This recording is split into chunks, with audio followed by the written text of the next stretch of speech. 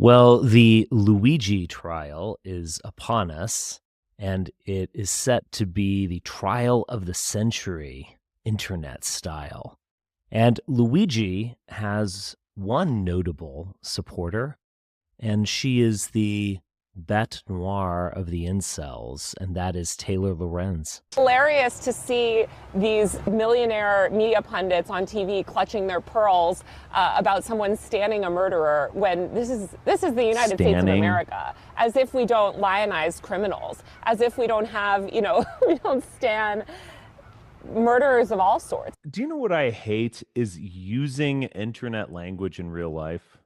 I was in a conversation once with someone who used unalive to refer to killing someone as if our phone call was going to be demonetized or something if we use the word kill. I really hate that. Just stop using standing. That's just stupid. There's a huge disconnect between the narratives and angles that sort of mainstream media pushes and what the American public feels. And you see that in moments like this. And I can tell you, I saw the biggest audience growth that I've ever seen because people were like, oh, some journalist is actually speaking to the anger that we feel. The women who gather outside court in New York. So you're going to see women especially that feel like, oh my God, right? Like here's this man who Oh my God. Who's revolutionary, who's famous, who's handsome, who's young, who's smart. He's a person that seems this morally good man, which is hard to find. Yeah, I just realized women will literally date an assassin before they swipe right on me. That's where we are. I'm sure you're all right, I kind of like that guy, actually. But he's being self-deprecating. Some of how people cannot understand why people have sympathies for Mangione strikes me as the same as a lot of media not understanding why people support Trump. I totally agree. It's because a lot of people are just really, really desperate. They want somebody to take on the system. They want somebody to tear down these barbaric establishment institutions. What I find fascinating here is that it is a sort of revolutionary normie. It's a normie revolution, maybe even a bourgeois revolution, but not in the way that Marx meant it. So let me pick some low-hanging fruit on this first. So it is fascinating that there is just this obvious contradiction in what Taylor Lorenz is saying. So she makes a very similar argument as Alex Jones made when he was being interviewed by Piers Morgan 10, 15 years ago, and they were talking about gun control. Piers Morgan, who's more or less conservative, was basically saying, like, come on, man, no other country has the gun issues that the United States has. And many of those other countries have hunting culture.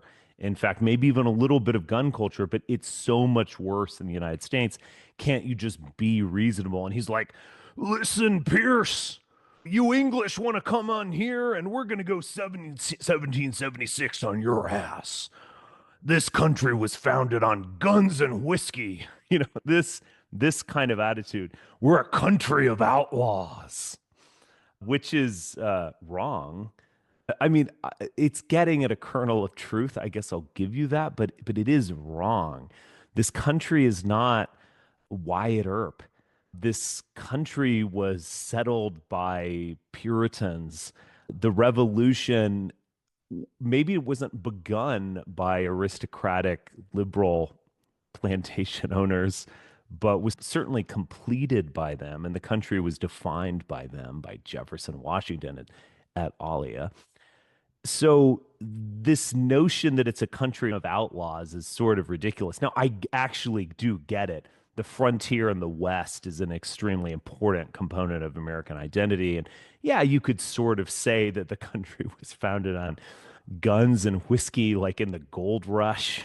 Go west, young man. And the entire economy was based on, pulling things out of the earth and getting wildly drunk, gambling, shooting the dealer when he cheats you, and then screwing prostitutes, taking one as your wife. Tombstone, basically. I get it, but yeah, you're certainly leaving out quite a bit of American identity. So she says that, and then 30 seconds later, she says he's such a moral man. And he's like the perfect man for someone like Taylor Lorenz because he holds all of her midwit values. I mean, what we learned about Luigi was that he was worried about doom scrolling, reducing autonomy, or something like this, or the fact that health insurance providers might be rejecting a significant portion of their clients. And so we're all not fully integrated into the healthcare system. Like, this is what he was fighting for. Now, I get, in a way, many criticisms of the healthcare system, but this is a sort of unreflective, completely non-Marxian, middle-class conception of the world. You're a wagee and you want better benefits is in effect what you are fighting for. So he basically appeals to the normie, millennial, not too bright leftist. Taylor Lorenz has been concerned with, anti-trans bigotry on social media, et cetera. She has deeply normie values. The fact that as a revolutionary or something, you would even think about that just expresses the middle-class basis of her ideology. And so you have this guy who's not the Unabomber. I mean, I reject the Unabomber. And the Unabomber has a fascinating history as an MK Ultra victim, after all. But I won't go into that. But I mean, I reject this extreme, I guess you could call it Ludditism, anti-technology, anti-industry. I mean, I ultimately reject it. But there is something sort of wild and cool about the Unabomber. He obviously is highly intelligent and obviously thought through his ideology. And it's an ideology that has been expressed by other radical traditionalist thinkers. His terrorism, I found a bit lame and random. Mail bombing, the living in the woods alone, going off grid, not something I would do, but rather cool, if I'm honest, badass. Sort of better than getting arrested in a McDonald's while eating hash browns. All those photos we see of Luigi where he's really liking McDonald's, it's like, oh my God, a Lion King Happy Meal. He's a person that seems this morally good man, which is hard to find. I genuinely wonder if Brian Thompson would be alive today if United Healthcare had branded their insurance using a Disney film. Aladdin, perhaps, or maybe a Peter Pan throwback. It's something to think about. So you're going to see women especially that feel like, oh my God, right? Luigi's horrible. He's a midwit. He is sadly exactly the type of person that Ivy League colleges are promoting. It's a kind of Matthew Iglesias-like intellectual, the midwit who's ultimately not reflective and thoughtful, certainly not revolutionary. So he's basically going to be a good cog in the system. That's Luigi. But Luigi and revolutionaries around him felt like the system wasn't working well enough. So Marx, to his credit, or Lenin, Che, everyone, they wanted a radically different social order. And they, in fact, predicted and longed for some sort of great crisis in the current order so that they could implement a new way of being. They were genuinely revolutionary. The French revolutionaries, unquestionably, not at the beginning at the very least, but unquestionably at some point were committing a sort of genocide, a kind of classicide against the landed aristocracy and even the church.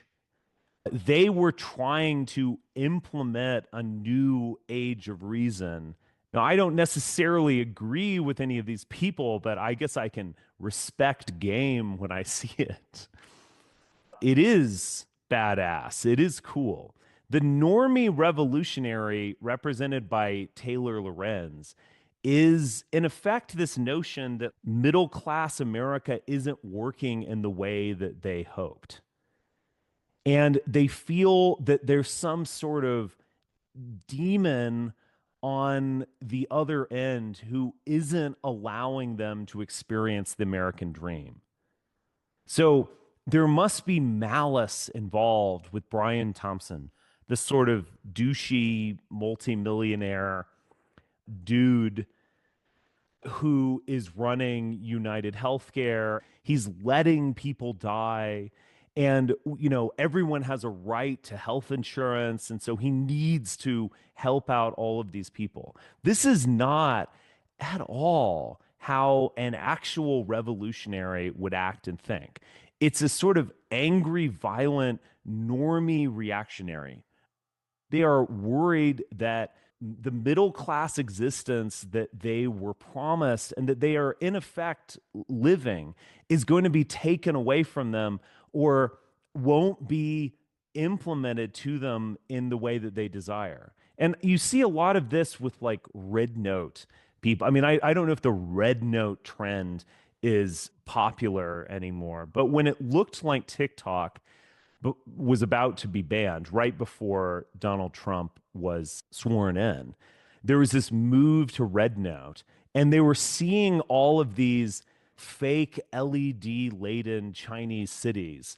And they were also seeing the impact of, first off, all the stuff we talked about last Tuesday, free floating currencies. They were seeing the impact of currency manipulation by the Chinese. They're not strengthening the yuan. They're constantly weakening the yuan. And so you'll get into a situation where they can buy a bag of groceries for the equivalent of $20 US. Well, of course they can, because it's the fucking exchange rate. And the fact that you are falling into the same trap as Tucker Carlson going to Russia is kind of incredible. Russia has a different currency situation with the US due to different causes. But yes, you can go to Russia and feel like a millionaire, and that's the life of the expat or the tourist.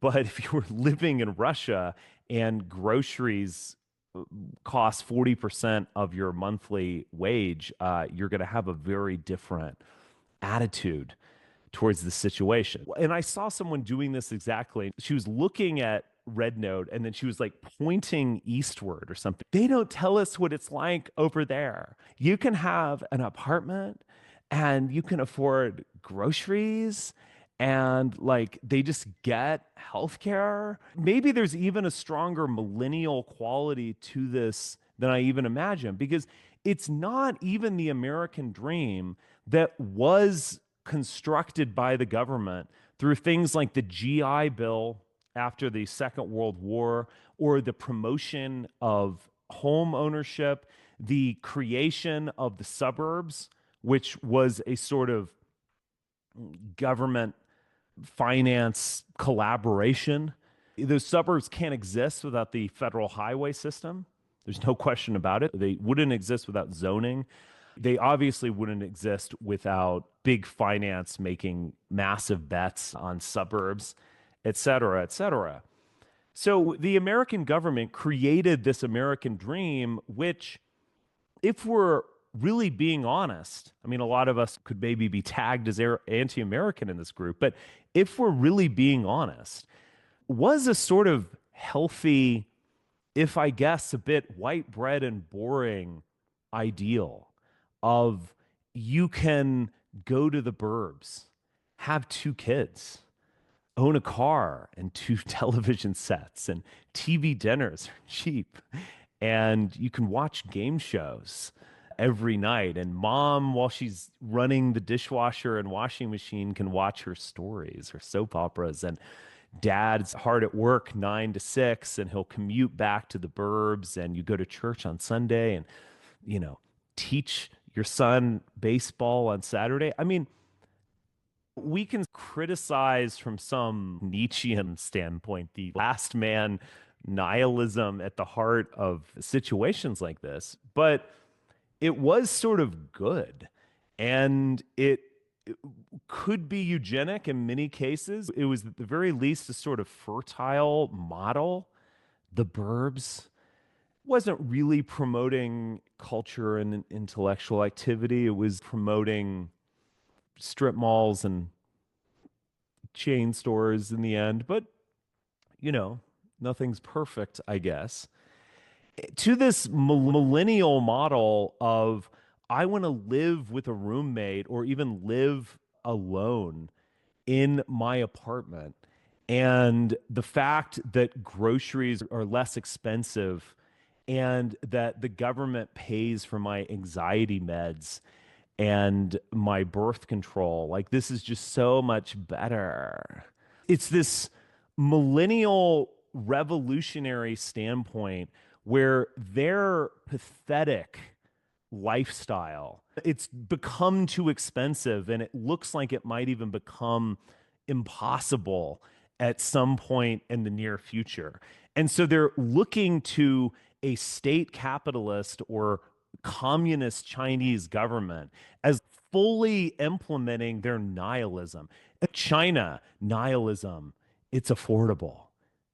It is the most contemptible ideology I could perhaps imagine. Last man idealism, last it man really identitarianism. And I think Nietzsche would have probably thought mom and dad living in the suburbs in the 60s is the last man, but this is somehow worse. Look, a lot of like red pill or manosphere people have pointed this out. This has even entered mainstream academic discourse as well. What is it with the love of criminals? Why is it that women are sending letters to these just horrible people? I'm fascinated by Hannibal Lecter. If he existed, I would be writing him letters. But like someone as just totally despicable as Chris Watts gets love letters from women. What has gone wrong? Like, why? And it is basically a quest for an alpha. So being an alpha, what does that mean? That means that you are above it all. So you're richer than everyone. You have higher social status politically than everyone. It might also mean that you're just sort of a badass. The loner biker who comes into the bar, he doesn't have a boss. He doesn't answer to anyone. He does what he pleases.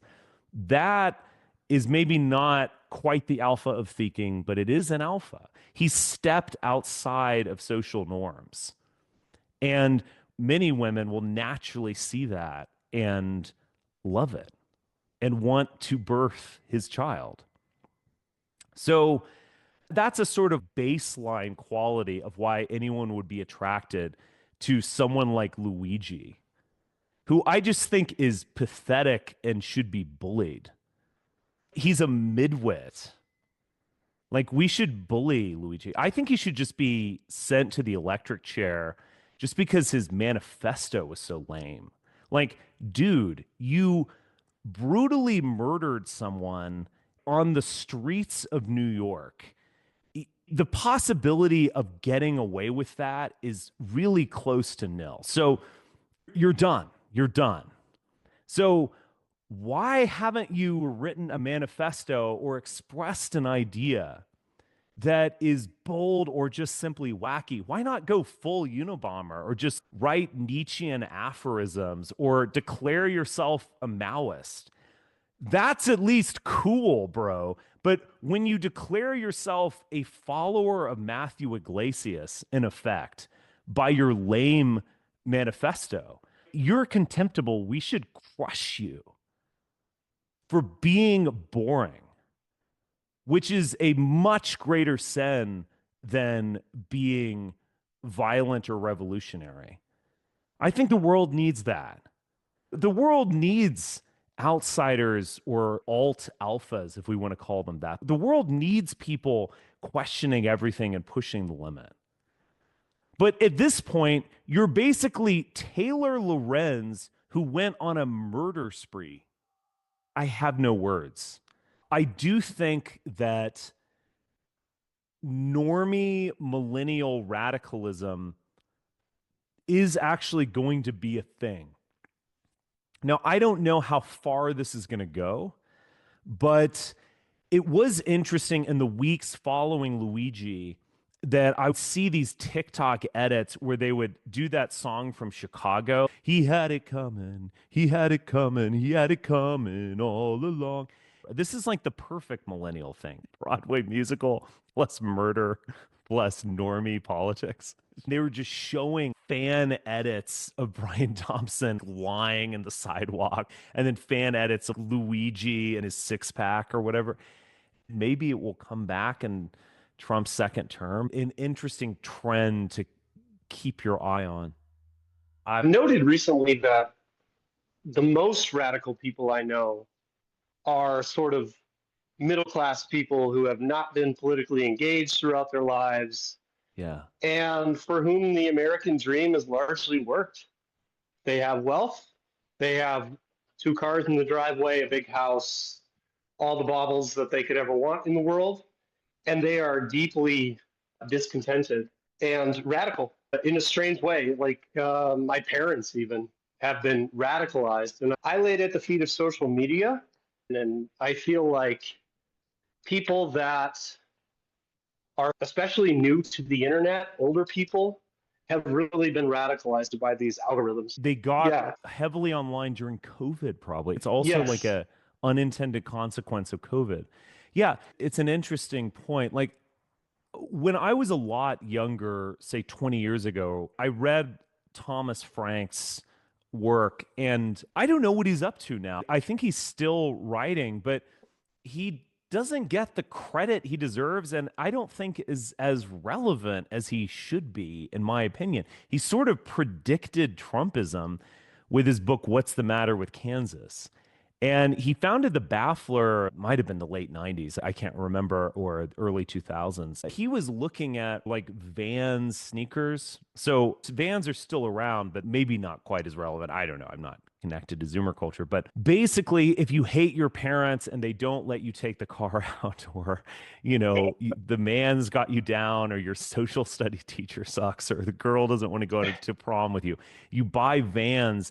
And you're commodifying revolution where you can be antisocial and anti-patriarchy, you could say, while purchasing something from a major corporation. And so it's the amazing gelatin-like quality of capitalism. I think the left wants to believe that capitalism is cruel and gray on gray and brutal and is run by boring white men in horn-rimmed glasses. But the reality is that capitalism is going to sell you the Che Guevara t-shirt, or it's cool, it's gay, it's trans in multiple ways. It can kind of transition to other things. So it's going to allow you to engage in radical dissent through purchasing products. And I think this is totally correct. Now, maybe this situation has progressed or it's been amplified in a way, maybe with social media, which is capitalism, but different. It's almost, like in a new stage. When I was younger, you could commodify your dissent by being a skateboarder and buying a Santa Cruz skateboard, or listening to Nirvana, buying an album, which I believe was produced by Warner Brothers. So capitalism will allow you to dissent against the system, and it will profit off that. But maybe something more extreme is happening with social media. Teenage girls looking at Instagram feeds of these women who, in many cases have a sugar daddy of some sort who are Botoxed out, have fake breasts, are on a yacht, are just living their best life. They're, traveling to Greece and having like the greatest meal ever. And it's casual and relatable, yet totally beyond your spending capacity. Like maybe there's something new that's happening with social media that is generating actual alienation and suicidal alienation, in fact, in young people. And it really is different because remember, if you buy the Nirvana album or wear the Vans, you're commodifying your dissent and you're sort of neutralizing it. You can function normally and go to school and even study, take the SAT and get into college while being a Kurt Cobain fan. But in some ways with social media, it's radicalizing people to go kinetic offline. And that could be, I suck because I'm not attractive. I'll never be her, my favorite Instagram model, and I'm just going to kill myself. Or social media is getting people to engage in J6 and effectively try to overthrow the government. It's making them kinetic offline in a way that was unappreciated and unintended. Whereas the previous variations of capitalism were able to neutralize people and make their real world activity not damaging to society. So maybe something has changed, actually. I would just comment that as someone who owned Nirvana records and Vans shoes, you weren't looking at them 24/7. You ignore your shoes when you're walking around, but these phones and the engagement level of social media with the constant dopamine hits of checking this and scrolling that is insidious, and it's rotting people's brains. This was the other comparison I wanted to make as well between J6ers and Luigi stands. They are very similar people. And they also have a sort of similar message in a way. So J6ers eventually attempted to overthrow the government. Now, they did it in a buffoonish manner that was never going to work.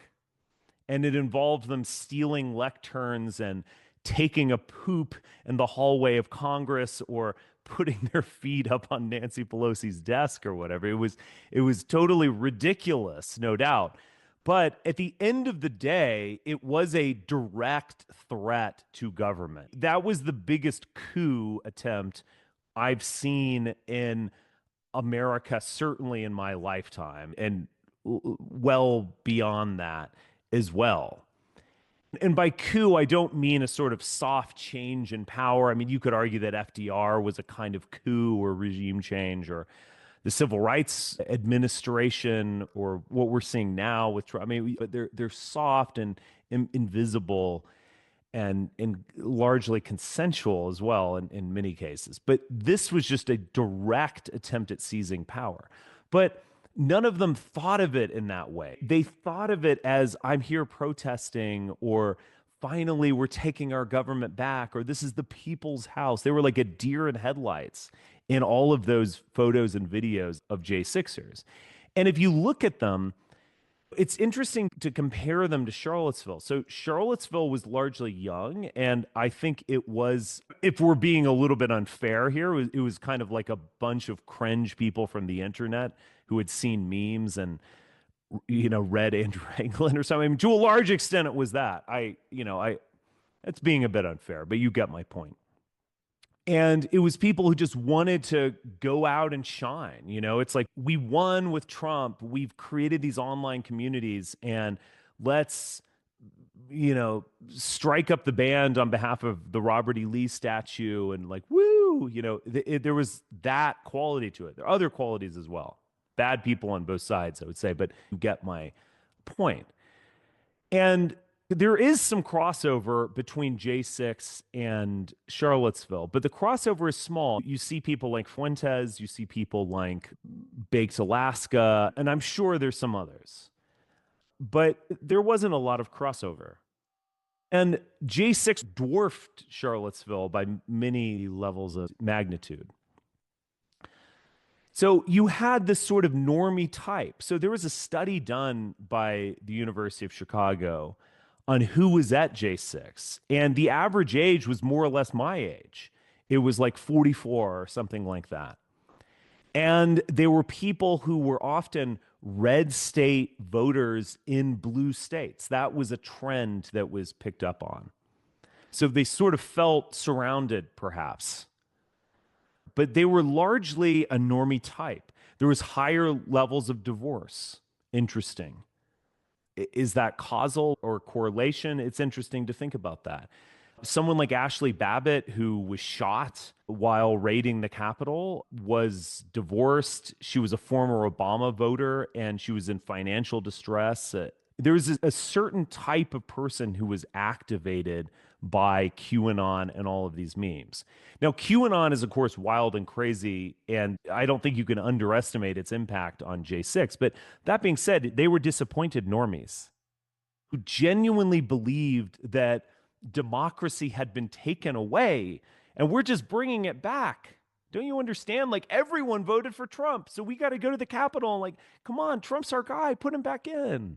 We believe in democracy, guys. I can't believe the elites took it away from us. That was the attitude. But I think even among the sort of crazy radical elements, I think they still fought in those ways. It was a normie revolt. And I think it has the same dynamics of thought as a lot of the Luigi stuff. I might have had some respect for J6ers if they were just like, fuck it, America's over, we're taking over the government. I mean, that at least would have been honest. And if you're going to go kinetic and you're going to just raid the Capitol, you're going to actually do it, then just go for it. You're doing an open coup. Just declare what you are doing boldly. Get people on your side. They didn't do any of that. And I think precisely because they sort of believed in these things. They believe in the institution of voting, even as they were disrupting democracy. They believe that if every American were just allowed to speak his or her voice, that this economy would work for your average citizen. They believe in it so hard. They're so angry. It's so disappointed that this dream has been taken away from them. So it too was a sort of normie revolution. Now, there's some obvious differences between, say, MAGA in 2020 and Luigi love, but they seem to be the sort of like left and right caduceus of American politics.